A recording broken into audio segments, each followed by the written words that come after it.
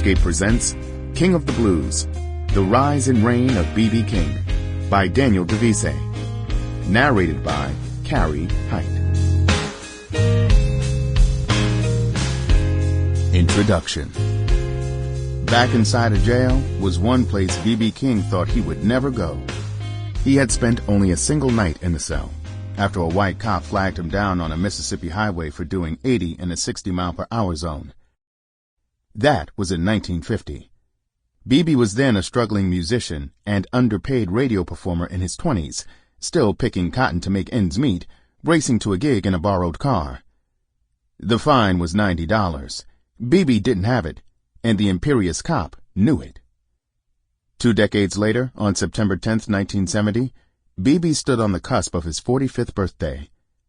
In those 45 years, Riley B. King had risen from penniless sharecropper to sidewalk busker to Memphis DJ to chart-topping singer to King of the Blues.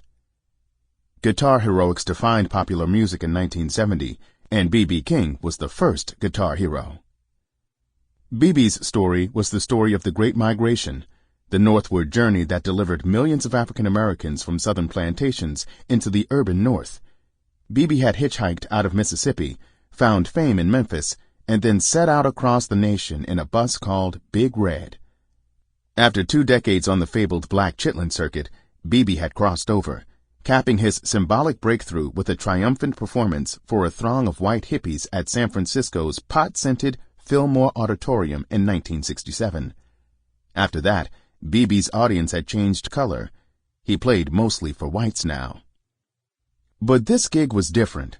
A show inside Chicago's infamous Cook County Jail, conceived by an African-American warden to entertain 2,400 inmates, most of them African Americans. B.B. rejoiced at performing for black people again.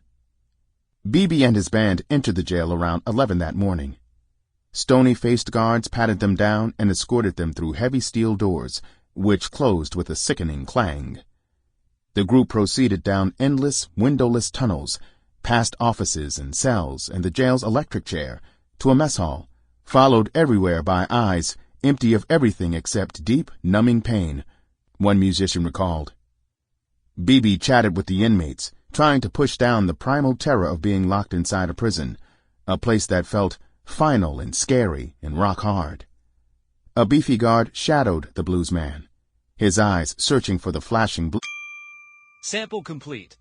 Ready to continue?